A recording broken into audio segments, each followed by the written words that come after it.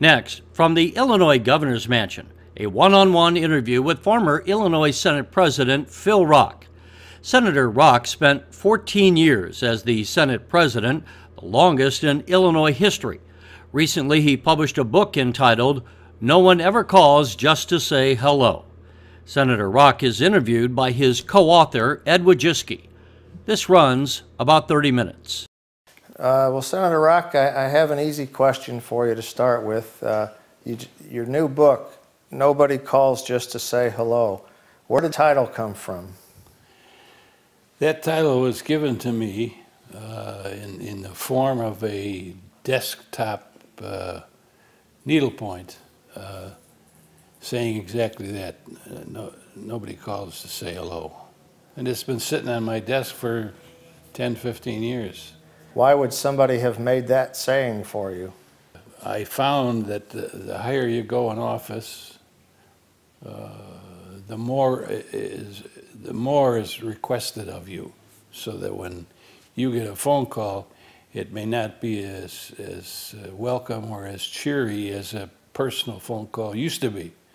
Now people are calling and saying, what about this and what about that? I got a tree that has to come down, I got a garbage can that's missing. You name it, it's on the phone. And I think from the time I was elected to the committeemanship in the Democratic Party and to a pretty high local office, the phone call started and hasn't stopped. I'll be done. And I love it. In the book, you list a number of principles for being an effective legislative leader, and one of them is to be fair and even-handed. You like to use that phrase. What do you mean by that, to be fair and even-handed? I think that's the rock bottom that all of us ought to build upon. If you're fair and even-handed with the folks you work with, the folks you govern, the folks you have to parry with because you're trying to get something done, if the feeling is with them that this is a fair vision, I'll get a fair deal even though I may not get everything I want. I have found it to be true that the minute a highly elected person gets going, he welcomes a phone call that exhibits the wanting to survive, and survival is a question of two people. Did you ever know anybody in government who wasn't fair?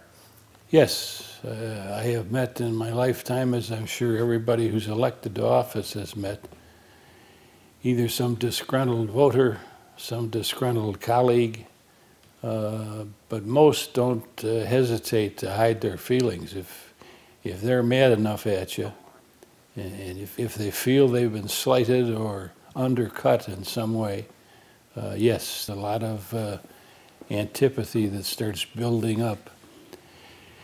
And after a short time, or maybe a long time, the damage is almost irreparable, because it's tough to take back what you said in anger, for instance. It's tough to come back if what you said is not quite accurate. You have to rebuild the process, start the rebuilding process. Takes a long time and is not very successful. And people say that you really tried not to retaliate, not to be vengeful. Isn't it hard not to? Yes, it is. Your natural inclination is that if you hit me on the head, I'm going to hit you back. But in this business, you can't operate that way. You can, but you can't get anything done. You want to get something done, you got to change your method of operation. And one of the ways you change it is, we go back to square one. And you've got to prove to that person that you are indeed fair, even-handed. You made a mistake, perhaps. One of the staff made a mistake. Nothing personal. This is business, that kind of thing. It can be repaired. It is repaired in many instances. I think when people watch the news today, what they see is people hitting each other over the head with a hammer, almost endlessly. Yeah. Would you agree with that? Is it different now? Yes, in some areas of the world, apparently, including some states in the Midwest, it's gone off the track a little bit. People are getting access to the media when everybody knows what they're going to say, and what they're going to say is not good. And so that philosophy is permeating now with respect to the proximity, to the closeness of the election. It's speeding up. More people are getting involved. More people are saying what perhaps they wanted to say but wouldn't over the course of a year. It's a deadly time for somebody to be in public office. What do you mean, a deadly time? Deadly time is when you get blamed for things you don't do, or if you fail to assume your responsibility. If you miss either one of those, projects A or projects B, you get yourself in trouble. Now, I've heard you say too that you think it's getting more difficult for an elected official to call somebody and ask for help for a constituent. Do you see it that way, or am I misreading what you've said? No, I think I said it's starting to surface that opportunity is being missed every day.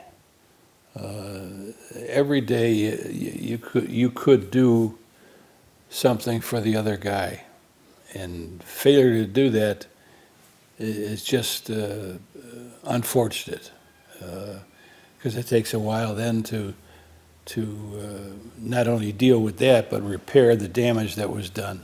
Mm-hmm. Okay. Many people say you always tried to do the right thing. Do you agree with that?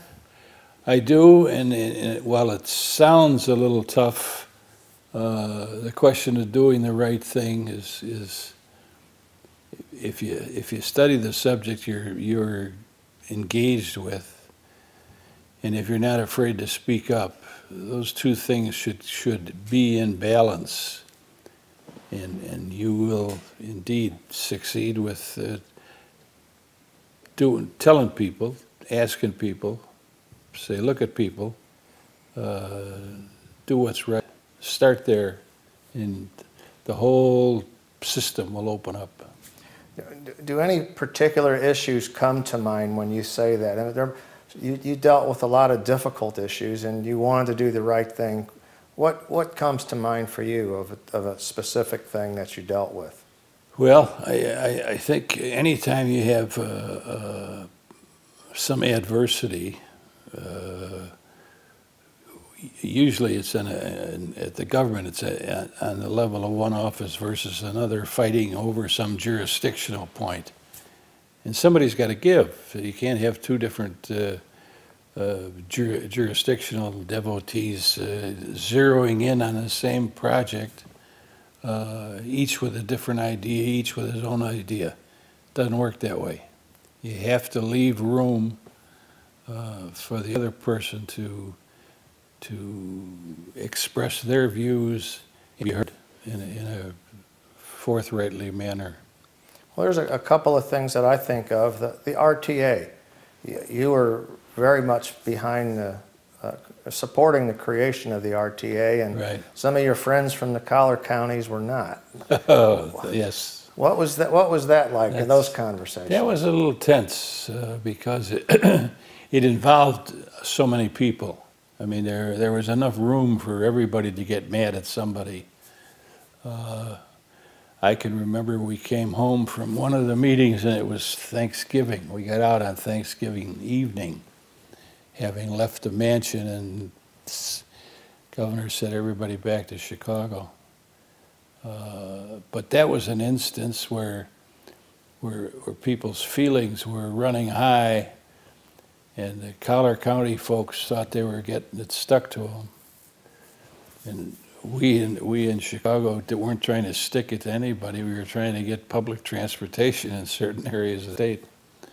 That was a difficult one because the minority in that case, the Collier County minority, felt that they were being overrun. It's just kind of a bulldozer effect on their view, and they were very, very put out about it and let us know about it. And it took probably 2 to 3 months longer to pass. It did ultimately pass because, again, the people that were there understood that for the good of their constituency, there ought to be rapid transit, there ought to be mass transit, public transportation in their part of the city, in their part of the county. And so at some point, that point of view, the right one, had to bubble to the top. And what we were trying to do is help bubble it, get the parties together and say, let's sit down and talk. And you were successful ultimately. Pardon me? You were successful. We were successful with that one. That's that was a credit to everybody. Nobody has any particular tag on it as some feat that they accomplished. That was an all-out effort by both houses. Some people took the prominence because they were, as spokespersons, they were probably a little better informed about the technical details. But the concept was there. If you're gonna promise people jobs, you have to transport them from one place to another. It's the only way to get there, and we were able to do that. Sure. Another tough issue: income tax increases. Nowadays, if people talk about a tax increase, you get crucified by other politicians and by the media too. And yet in 1983 and 1989, you were supportive of income tax increase. Can you talk about why you were and maybe some of the opposition you faced? Well, I felt then that in order for the Illinois economy to prosper, that they had to have the money raised by taxes to help move along the programs that were pending and that everybody thought was a good idea.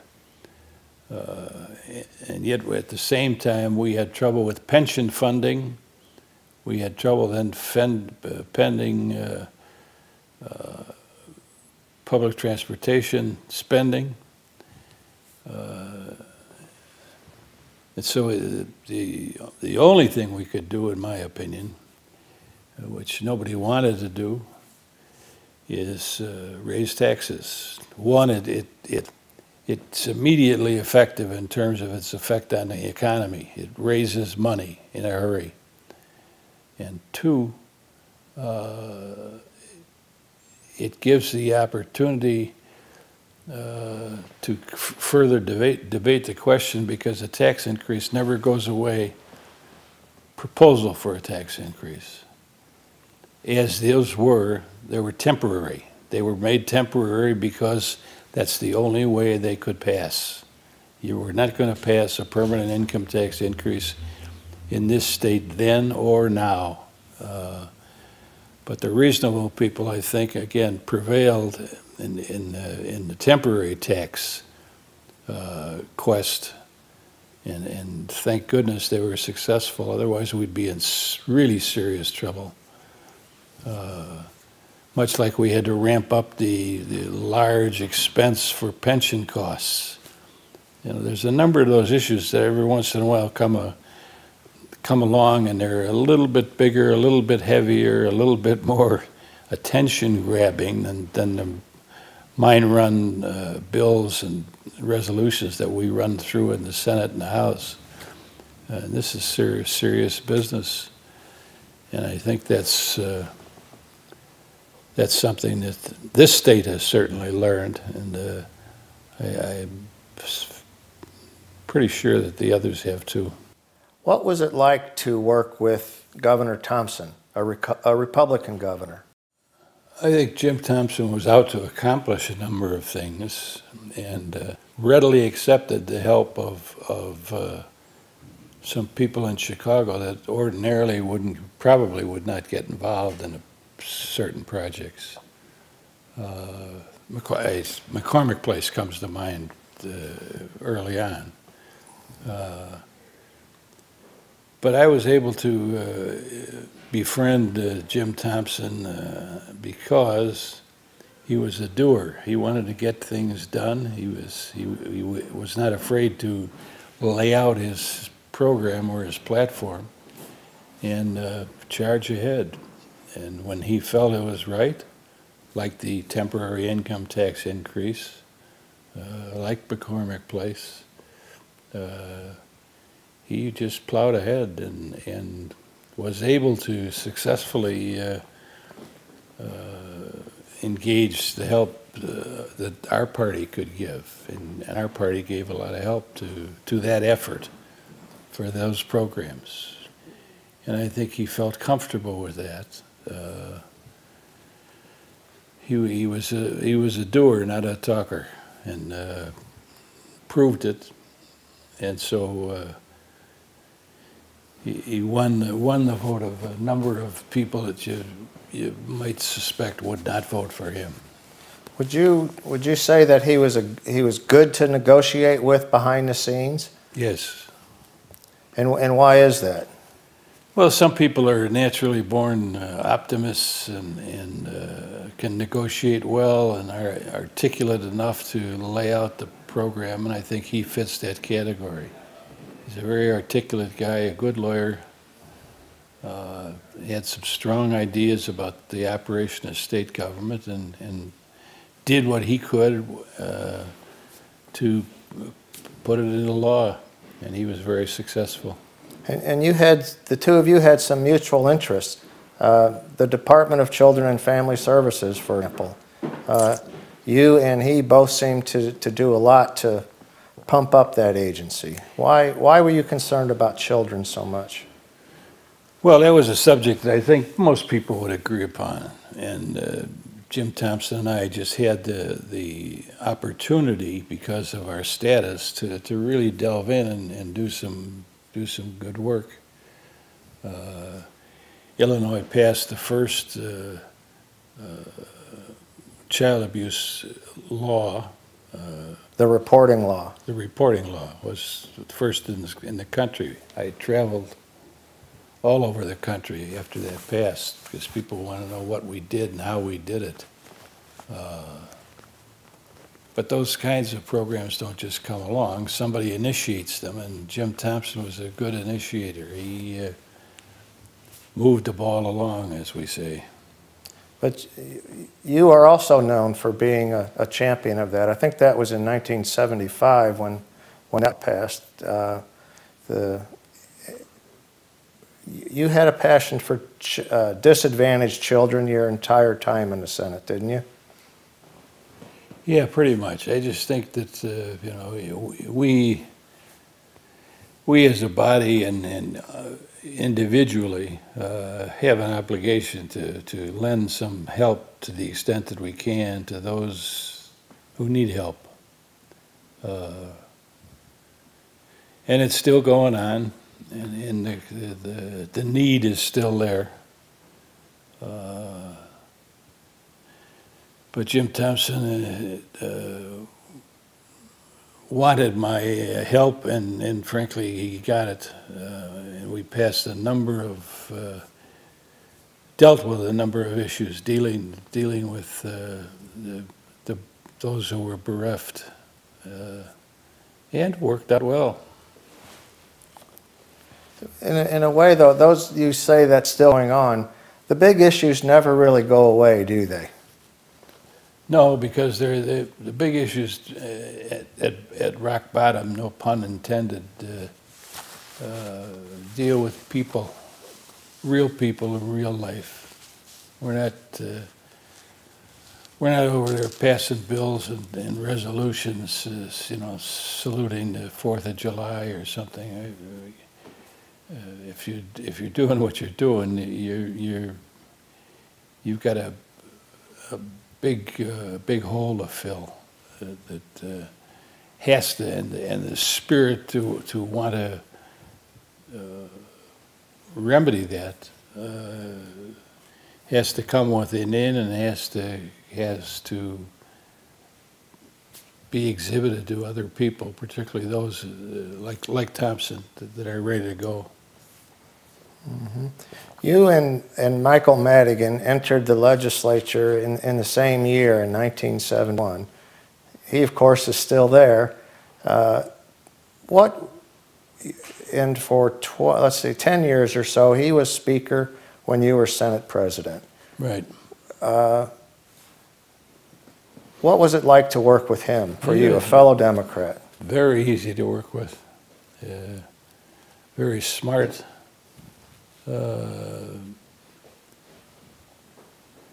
Very much on top of what issues were bubbling in the state, and not afraid to take a position on them and share that position with his caucus. He was a very effective legislator on the floor. All right. Your styles were different, though, weren't they? You had different interests as leaders. Yeah,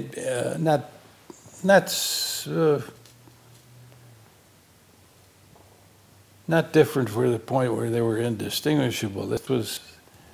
He had a little different bend on his issues. He came from a different part of the state and the city, and had some various interests that I might not have shared, and same is true with him. But when the push came to shove, it was noticed constantly that he and I were on the same wavelength at the same time on the same issue. We were good friends when it started, and we're still good friends. Okay. You were in the seminary before you went to law school. I was, yes. I studied for the School of Theology in Mundelein, Illinois, which was the training ground for priests for the Archdiocese of Chicago. Met a whole host of folks that are still around. Some have successfully been ordained, some not.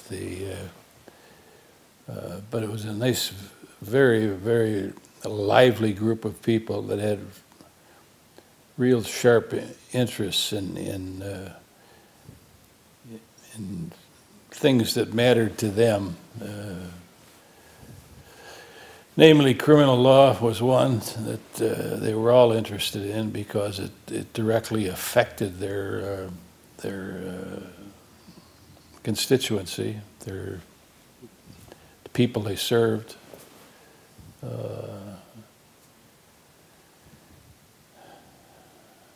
And generally speaking, they were successful. We also, as did the governors of our time in this state, kept in touch with the Cardinal Archbishop of Chicago to see what, if any, kind of help he could be, or what indeed he was asking for. So it was a pretty close working relationship. How do the needs of the state overlap with the needs of the church? Oh, I'd say for the most part, they were the same, or I could be identified as the same, with maybe a different cover on it. But the Catholic Church, the Cardinal Archbishop of Chicago, dealt with the same kind of issues that he was asking the General Assembly to deal with: hunger, poverty, lousy housing. All those positions and interests that deal with people's immediate problems. And the church is very active, and as is the General Assembly. Do you attribute your principles and values to your religious beliefs? Not particularly. I don't think I wear my religious belief on my sleeve. I think under any denomination I would still be accused, rightly so, of doing what was right, trying to do what was right. You're a lifelong Cubs fan. Yes. Can you talk about your many trips to Wrigley Field? And you were there when they had the battle to get the lights installed. Yeah, that was. The Cubs have always been part of my life. I lived in an area, a geographic area that was near Cubs Park, and so as a kid, you'd wander around the park or sneak in the door if you could do it. And Phil Cavaretto was the first baseman and manager, and used to walk home from the field because he lived in the neighborhood. And so he had all us little kids following him. You know, he was like a guru. And we had an awful lot of fun. And I've been a Cub fan ever since. When I got to law school, I finally was able to afford a few tickets, and been going to games ever since. Any predictions on when they'll win a World Series? I think any year now. Any year now. I'd like to wrap up here by asking you, what advice would you have for young people today or children who are interested in public service? What would you tell them about that? What should they be doing? It's a good question, because just a few days ago I gave a speech along those lines to a group of high school youngsters. And told them, shared with them just the idea that they can make a difference, one. Two, they can impact their own lives with a commitment toward public service. They would find it, I am sure, not only interesting, but something that literally commits one to certain activities. The answer is absolutely yes. I would encourage every youngster. They now have a better curriculum in school with respect to government and the process of government. And I think it's going to ultimately prove pretty basic and pretty important. If you read the national magazines, for instance, they're trying to unravel, for instance, the government of China. How in the world do they get along? And they don't get along. Same with Greece. That whole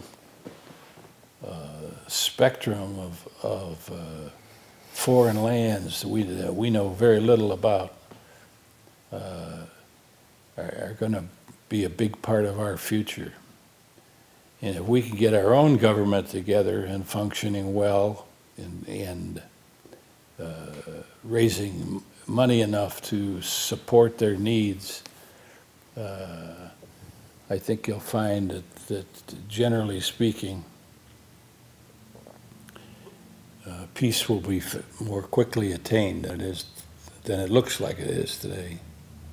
There's a great opportunity for the younger folks. If you look, you can't miss, but on Channel 11 they have this, they've taken literally what are commercials and made kind of a movie out of it, stressing certain aspects of everyday life. Not the least of which is volunteering in a neighborhood group or association, a statewide group or association. Lend some of your, if you can't afford to support them monetarily, lend them some time, do some office work for them, but get involved so that it can be said, it should be said of you as you reach the golden years, he did a good job, and he did it right. It was a good position to take. It can be done. And I think the youngsters are more willing, in a sense, than now than we were then when I was high school. I don't think the opportunity was there the way it is there today. And so everywhere I go, I encourage the younger person to get involved. So just try it. It's very satisfying when you succeed. And sometimes it's satisfying even when you don't succeed. Can you follow up on that just a little bit? You say it's satisfying when you succeed, or maybe when you don't.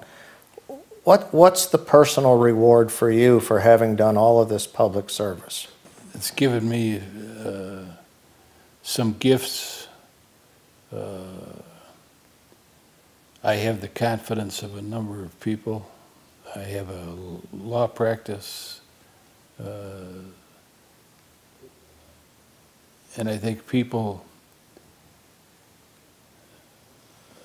feel at ease when they're relaying their problems to me and asking for help, because it's well known in my part of the city, my old neighborhood, I call it. I did a lot, and one of the most important things I did was leave a legacy in that area to a worthy successor, so that the beat doesn't stop.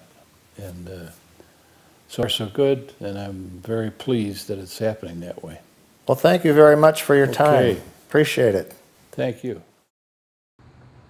You're watching the Illinois Channel, an independent nonprofit corporation formed to provide gavel-to-gavel coverage of Illinois state government and other public affairs events taking place across Illinois.